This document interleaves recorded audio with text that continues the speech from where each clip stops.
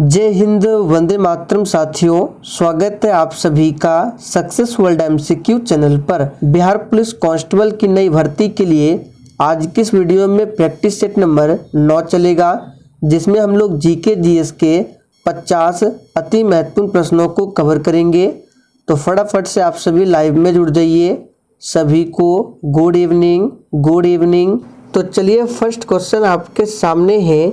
भारत में प्रथम निजी विश्वविद्यालय का नाम क्या है? सभी ऑप्शन को ध्यानपूर्वक पढ़िए और देखिए, आंसर करने के लिए आप लोगों को नीचे लाइव चैट का ऑप्शन दिया गया है, इसलिए प्रत्येक स्टूडेंट को आंसर करना है। तो भारत में प्रथम निजी विश्वविद्यालय का नाम क्या है? तो यहाँ पर आपका सही जवाब है ऑप्शन सी, मैत्री सूचना तकनीकी विश्वविद्यालय। ये भारत में प्रथम प्राइवेट विश्वविद्यालय है, ध्यान रखना है। दूसरा प्रश्न है, कौटिल्य के अर्थशास्त्र में किस पहलू पर प्रकाश डाला गया है? चलिए, आप सभी दूसरे प्रश्न के लिए आंसर बताएंगे। कौटिल्य के अर्थशास्त्र में किस पहलू पर प्रकाश डाला गया है? तो यहाँ पर दूसरे प्रश्न का आंसर जो भी बच्चे ऑप्शन बी बता रहे हैं, उनका बिल्कुल सही जवाब है, राजनीतिक नीतियों पर प्रकाश डाला गया है। कौटिल्य की बात करें तो कौटिल्य का अन्य नाम क्या है? विष्णुगुप्त। ध्यान रखेंगे, कौटिल्य का अन्य नाम क्या है? तो विष्णुगुप्त है। तीसरा प्रश्न है, अमेरिकी अंतरिक्ष यान कोलंबिया दुर्घटनाग्रस्त कब हुआ था? बिल्कुल एक नंबर का प्रश्न है, फटाफट से आंसर कीजिए। अमेरिकी अंतरिक्ष यान कोलंबिया दुर्घटनाग्रस्त हुआ था। तो यहाँ पर तीसरे प्रश्न का आंसर क्या हो जाएगा? याद रखिएगा, 2003 में दुर्घटनाग्रस्त हुआ था। आगे देखिए, संयुक्त राज्य अमेरिका के इतिहास में एकमात्र अनिर्वाचित राष्ट्रपति कौन थे? बिल्कुल टॉप लेवल का प्रश्न है। और देखिए, जितने भी स्टूडेंट चैनल पर पहली बार आए हैं उनको थोड़ा सा क्लास टाइमिंग के बारे में बता देते हैं। तो देखिए, अभी इस चैनल पर बिहार पुलिस एग्जाम के लिए 2 क्लास है, एक रात 8 बजे जो अभी आप लोग कर रहे हैं, और दूसरा क्लास है रात 8:30 बजे। रात 8:30 बजे की क्लास में लुसेंट बुक से जीके जीएस का प्रैक्टिस कराया जाता है। तो यहाँ पर चौथे प्रश्न का आंसर क्या हो जाएगा? Option C, Ford. संयुक्त राज्य अमेरिका के इतिहास में फोर्ड एकमात्र ऐसे राष्ट्रपति थे जो अनिर्वाचित चुने गए थे। अमृत बाजार पत्रिका की स्थापना किसने किया था? चलिए, 5 के लिए आंसर बताएंगे। अमृत बाजार पत्रिका की स्थापना किसने किया था? तो ये प्रश्न आपके एग्जाम के लिए काफ़ी ज़्यादा इम्पोर्टेंट रहेगा, इसको मार्क कर लीजिए। तो अमृत बाजार पत्रिका की स्थापना किया था शिशिर कुमार घोष ने। यहाँ पर डी ऑप्शन जो भी बच्चे बता रहे हैं बिल्कुल सही जवाब है, शिशिर कुमार घोष ने। आगे देखिए, नई मुद्रा यूरो किस वर्ष में प्रारंभ की गई? चलिए, आप सभी 6 के लिए आंसर बताएंगे। और अगर आपको किसी भी प्रश्न में थोड़ा भी डाउट हो तो आप लोग तुरंत कमेंट करके पूछ सकते हैं। तो यूरो किस वर्ष में प्रारंभ किया गया था? इसका सही आंसर है 1999 में, ध्यान रखेंगे। आगे देखिए, भारत के राष्ट्रीय फूल का नाम क्या है? सबसे आसान प्रश्न है, लेकिन एग्जाम में कभी कभी इस तरह के प्रश्न पूछा जाता है। तो भारत का राष्ट्रीय फूल कौन सा है? तो बिल्कुल सही आंसर दिए हैं, कमल। ए ऑप्शन आपका सही जवाब है, कमल भारत का राष्ट्रीय फूल है। आगे देखिए, वाटरलू के युद्ध के उपरांत नेपोलियन को निर्वासन में कहाँ भेजा गया? आप लोग कमेंट करके बताइए, वाटरलू का युद्ध कब हुआ था? तो यहाँ पर 8वें प्रश्न का आंसर क्या होगा? तो जो भी बच्चे ऑप्शन बी बता रहे बिल्कुल सही जवाब है, सेंट हेलेना भेजा गया था। किसको? तो नेपोलियन को। भारत का पहला बोलने वाला चलचित्र कौन सा था? इन चारों ऑप्शन में से आपको बताना है, भारत का पहला बोलने वाला चलचित्र कौन सा था? तो यहाँ पर आंसर हो जाएगा आलम आरा। याद रखिएगा, आलम आरा ये भारत का पहला बोलने वाला चलचित्र था। आगे देखिए, हिंदी धारावाहिक रामायण के निर्माता कौन थे? और देखिए दोस्तों, इस प्रैक्टिस सेट में आपके जितने भी प्रश्न सही होंगे आपको सेशन के लास्ट में कमेंट करके अपना अपना स्कोर जरूर बताना है। मैं सभी के स्कोर को चेक करूंगा। तो यहाँ पर 10 का आंसर क्या हो जाएगा? याद रखिएगा, रामानंद सागर। डी ऑप्शन जो ही बच्चे बता रहे बिल्कुल सही जवाब है, रामानंद सागर। आगे देखिए, भारत का राष्ट्रीय पशु कौन सा है? चलिए 11 के लिए आंसर बताएंगे। भारत का राष्ट्रीय पशु कौन सा है? तो यहाँ पर आंसर क्या हो जाएगा? बाघ भारत का राष्ट्रीय पशु है। राष्ट्रीय पक्षी पूछे तो कौन सा है? मोर। संयुक्त राज्य अमेरिका के केंद्रीय विधानमंडल को क्या कहते हैं? बिल्कुल आपको सोच समझकर आंसर बताना है। और देखिए, इसका पीडीएफ आपको टेलीग्राम पर मिल जाएगा। टेलीग्राम का लिंक इसी वीडियो के नीचे डिस्क्रिप्शन बॉक्स में दिया गया है। तो संयुक्त राज्य अमेरिका के केंद्रीय विधानमंडल को क्या कहते हैं? तो सही जवाब है, याद रखिएगा, कांग्रेस के नाम से जाना जाता है अमेरिका के केंद्रीय विधानमंडल को। आगे देखिए, अंतर्राष्ट्रीय शांति बनाए रखने के लिए संयुक्त राष्ट्र का कौन सा अंग मुख्य रूप से उत्तरदायी है? चलिए 13 के लिए फटाफट से आंसर बताएंगे। और देखिए, आज हम प्रश्नों का ज़्यादा डिस्कस नहीं कर रहे हैं, तो आप सभी फटाफट से आंसर कीजिए। अंतर्राष्ट्रीय शांति बनाए रखने के लिए संयुक्त राष्ट्र का कौन सा अंग मुख्य रूप से उत्तरदायी है? तो याद रखिएगा, ये है सुरक्षा परिषद। बी ऑप्शन जो ही बच्चे दिए हैं उनका बिल्कुल सही जवाब है। ऑप्शन सी में है अंतर्राष्ट्रीय न्यायालय। पूछा जाता है अंतर्राष्ट्रीय न्यायालय का हेडक्वार्टर कहाँ पर है? तो याद रखिएगा, नीदरलैंड के द हेग में अंतर्राष्ट्रीय न्यायालय का मुख्यालय है। चंद्रकांता संतति के लेखक कौन है? बिल्कुल 1 नंबर का प्रश्न है, फटाफट से आंसर कीजिए। और देखिए, आप सभी डेली क्लास को अटेंड कीजिए। तो चंद्रकांता संतति के लेखक कौन है? हमने आपको पहले भी बताया था। इसका आंसर क्या हो जाएगा? देवकी नंदन खत्री चंद्रकांता संतति के लेखक है।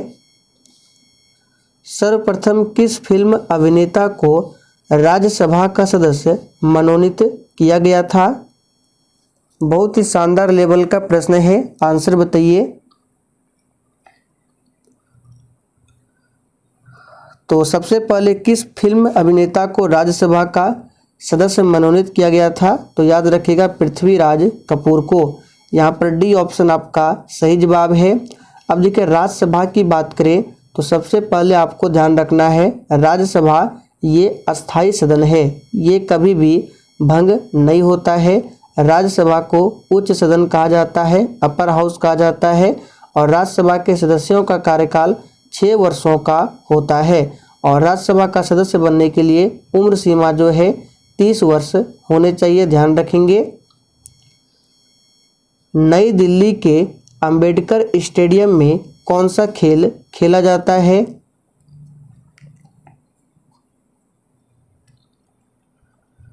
तो यहाँ पे आंसर क्या हो जाएगा? नई दिल्ली के अंबेडकर स्टेडियम में फुटबॉल खेल खेला जाता है। तो बी ऑप्शन आपका सही जवाब है, ध्यान रखेंगे। उगते हुए सूर्य की भूमि किसे कहते हैं? चलिए 17 के लिए आंसर कीजिए।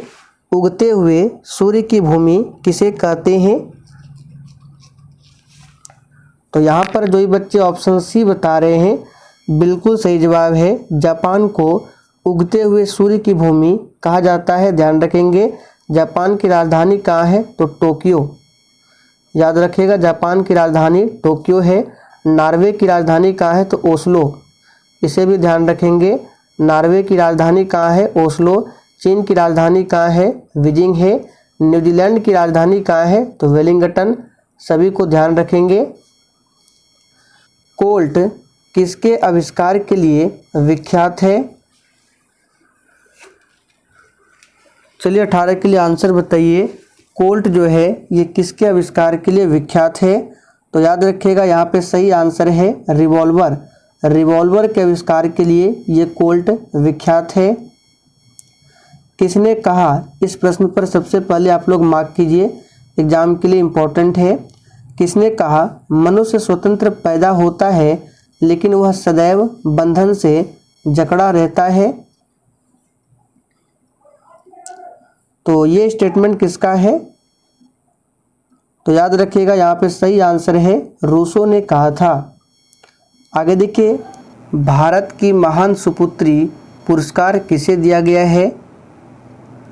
चलिए आंसर बताएंगे। भारत की महान सुपुत्री का जो पुरस्कार है ये किसे दिया गया है? तो याद कर लीजिए आंसर क्या होगा, मदर टेरेसा को। डी ऑप्शन जो भी बच्चे दिए हैं बिल्कुल सही जवाब है। इंदिरा गांधी भारत के प्रथम महिला प्रधानमंत्री थी। आगे देखिए, विज्ञान दिवस कब मनाया जाता है? चलिए आंसर बताइए किसके लिए विज्ञान दिवस कब मनाया जाता है? तो सबसे आसान प्रश्न है, बिल्कुल सही आंसर बता रहे हैं। 28 फरवरी को राष्ट्रीय विज्ञान दिवस मनाया जाता है। 14 नवंबर को क्या मनाया जाता है? तो बाल दिवस। और इसी दिन विश्व मधुमेह दिवस मनाया जाता है, ध्यान रखेंगे। और मधुमेह जो है ये किसके कारण होता है, किसकी कमी के कारण? तो इंसुलिन के अल्पस्राव के कारण मधुमेह बीमारी होती है, जिसको डायबिटीज भी कहा जाता है। भारत ने पोखरण में अपना पहला परमाणु परीक्षण कब किया था? चलिए 22 के लिए आंसर कीजिए।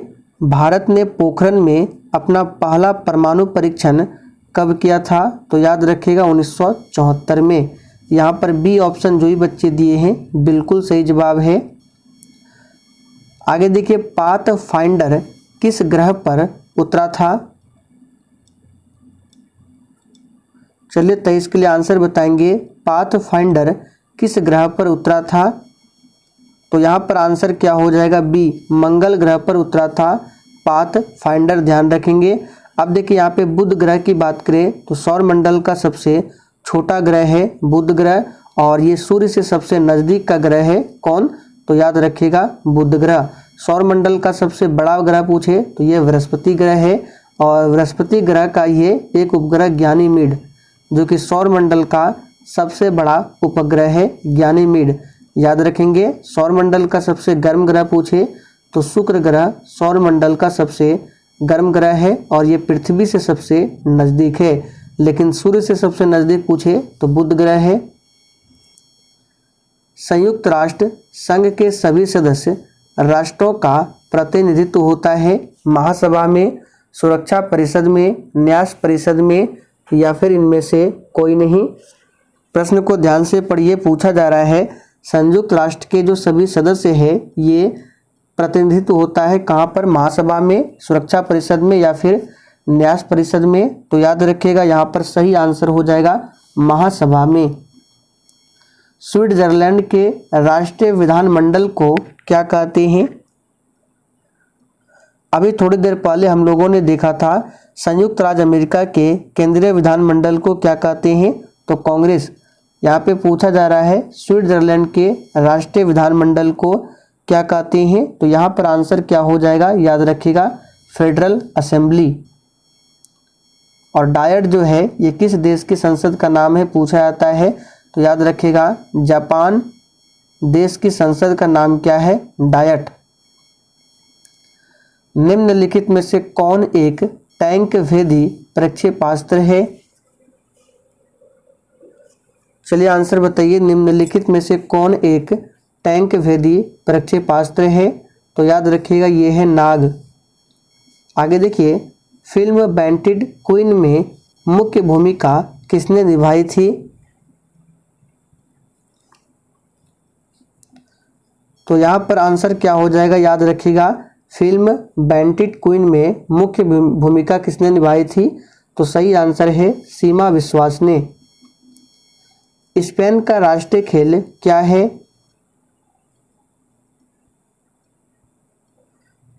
चलिए फटाफट से आंसर बताएंगे। तो देखिए स्पेन का राष्ट्रीय खेल क्या है, तो यहाँ पर आंसर क्या हो जाएगा, सांडों की लड़ाई, ये स्पेन का राष्ट्रीय खेल है। प्रथम एशियाई खेलों का आयोजन कहाँ हुआ था, तो ध्यान दीजिए प्रथम एशियाई खेलों का आयोजन जो है ये कहाँ किया गया था, तो इसका सही आंसर है दिल्ली में किया गया था। पहला परमाणु बम गिराया गया था, देखिए पहला परमाणु बम जो है 6 अगस्त, डेट बता देते हैं, डेट भी पूछा जाता है, 6 अगस्त 1945 को गिराया गया था। और कहाँ गिराया गया था, तो इसे भी याद कर लीजिए, जापान के हिरोशिमा पर ठीक 3 दिन बाद यानी 9 अगस्त 1945 को दूसरा परमाणु बम गिराया गया था जापान के नागासाकी पर। तो दोनों प्रश्नों को ध्यान रखेंगे। उच्चतम न्यायालय में भारत की प्रथम महिला न्यायाधीश कौन बनी, देखिए उच्चतम न्यायालय को ही सुप्रीम कोर्ट या फिर सर्वोच्च न्यायालय कहा जाता है, और अभी वर्तमान में सर्वोच्च न्यायालय के मुख्य न्यायाधीश कौन है, तो D.Y. चंद्रचूड़ है। कौन है, D.Y. चंद्रचूड़, और ये 50वें नंबर के मुख्य न्यायाधीश है, ध्यान रखेंगे। अब यहाँ से प्रश्न बनता है कि मुख्य न्यायाधीश को शपथ कौन दिलाता है, तो भारत के राष्ट्रपति दिलाते हैं। तो फिलहाल यहाँ पे 32 का आंसर क्या हो जाएगा, याद रखिएगा M. फातिमा बीबी। APJ अब्दुल कलाम को सम्मानित किया गया था,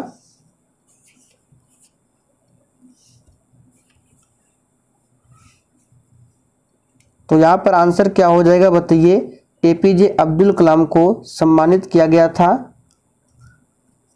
तो यहाँ पे इस प्रश्न का सही जवाब है भारत रत्न से सम्मानित किया गया था। मिलिंद पन्हो किस भाषा का प्रसिद्ध ग्रंथ है, चलिए आंसर बताइए, मिलिंद पन्हो किस भाषा का प्रसिद्ध ग्रंथ है, तो याद रखिएगा पाली भाषा का। सी ऑप्शन जो ही बच्चे दिए हैं बिल्कुल सही जवाब है। किस शहर में पहला ओलंपिक खेल हुआ था, चलिए 35 के लिए आंसर बताइए, किस शहर में पहला ओलंपिक खेल हुआ था, तो याद रखिएगा ये हुआ था एथेंस में। बी ऑप्शन जो ही बच्चे दिए हैं बिल्कुल सही जवाब है एथेंस में। ग्रैंड स्लैम शब्द ये किससे संबंधित है, चलिए 36 के लिए आंसर बताइए, ग्रैंड स्लैम शब्द किससे संबंधित है, तो ये लॉन टेनिस से संबंधित है। सी ऑप्शन आपका सही जवाब है। कौन बनेगा करोड़पति कार्यक्रम किया जाता है दूरदर्शन पर, स्टार प्लस पर, GTV या स्टार वर्ल्ड, देखिए कौन बनेगा करोड़पति ये जो कार्यक्रम है किस चैनल पर दिखाया जाता है ये बताना है, तो ये दिखाया जाता है किस चैनल पर, तो याद रखिएगा स्टार प्लस पर। यहाँ पर बी ऑप्शन आपका सही जवाब है, आप लोगों ने देखा होगा। इटली की मुद्रा का नाम क्या है, देखिए इटली की राजधानी कहाँ है, तो रोम, इसे भी ध्यान रखेंगे, इटली की राजधानी रोम है, और यहाँ की मुद्रा का नाम क्या है, तो याद रखिएगा लीरा। आगे बढ़ते हैं, अंतरिक्ष में जाने वाली प्रथम भारतीय महिला कौन थी, चले 39 के लिए आंसर बताएंगे, अंतरिक्ष में जाने वाली प्रथम भारतीय महिला कौन थी, तो यहाँ पे भारतीय महिला पूछा जा रहा है, आंसर क्या हो जाएगा, तो सही जवाब है कल्पना चावला, ध्यान रखेंगे ये प्रथम भारतीय महिला थी अंतरिक्ष में जाने वाली। भारतीय संविधान में कुल कितने भाग हैं, चलिए 40 के लिए आंसर कीजिए, भारतीय संविधान में कुल कितने भाग हैं, तो यहाँ पर आपको ऑप्शन के अकॉर्डिंग आंसर बताना है। देखिए ऑप्शन में दिया हुआ है 22, तो आंसर क्या करना होगा 22। अभी वर्तमान में पूछे तो भारतीय संविधान में टोटल 25 भाग है, लेकिन ऑप्शन के अकॉर्डिंग यहाँ पे आंसर क्या हो जाएगा 22। और कितनी अनुसूचियाँ हैं, तो अभी वर्तमान में 12 अनुसूचियाँ हैं, पहले मूल संविधान में 8 अनुसूचियाँ थी। आगे देखिए, मत देने का अधिकार भारतीय संविधान के किस अनुच्छेद में आता है, बहुत ही आसान प्रश्न है। और भारत में देखिए मत देने का जो अधिकार है इसकी आयु जो है मिनिमम है 18 वर्ष, पहले 21 वर्ष था लेकिन इसे घटाकर 18 वर्ष किया गया। तो ये भी पूछता है कि किस संविधान संशोधन के तहत ऐसा किया गया, तो 61वां संविधान संशोधन जो कि 1989 में हुआ था। तो यहाँ पर 41 का आंसर क्या हो जाएगा, मत देने का अधिकार जो है ये है आर्टिकल 326 में। सी ऑप्शन जो ही बच्चे दिए हैं बिल्कुल सही जवाब है। निर्वाचन संबंधी जो उपबंध है 324 से लेकर 329 तक में बताया गया है निर्वाचन संबंधी उपबंध, जिसमें मत देने का अधिकार 326 में है। मानव के हृदय में कितने वैष्णव पाए जाते हैं,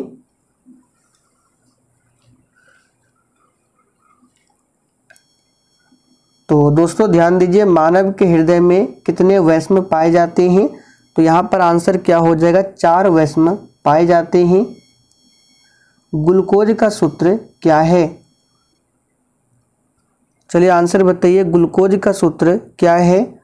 तो बहुत ही आसान प्रश्न है, ग्लूकोज का सूत्र होता है C6H12O6। बच्चा को जन्म लेने के बाद कौन सा टीका लगाया जाता है, चलिए आंसर कीजिए। तो देखिए सबसे पहले जो टीका लगाया जाता है हेपेटाइटिस बी का टीका लगाया जाता है, फिर पोलियो का टीका लगाया जाता है। ऑप्शन ए में है चेचक।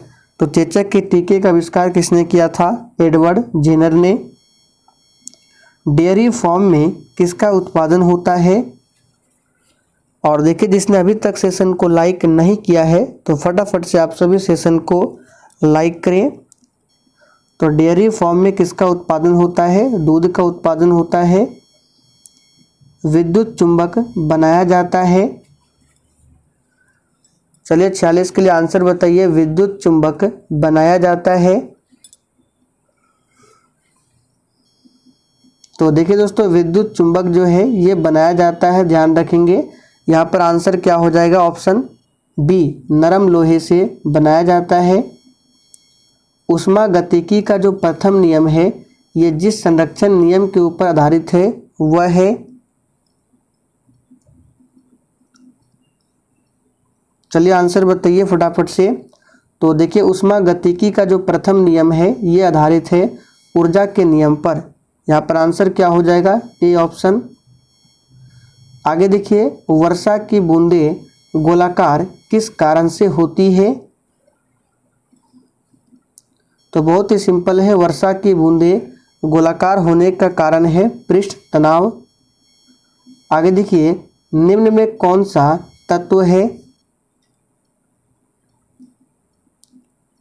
तो तत्व जो है हीरा, याद रखिएगा ये तत्व है। सी ऑप्शन आपका सही जवाब है।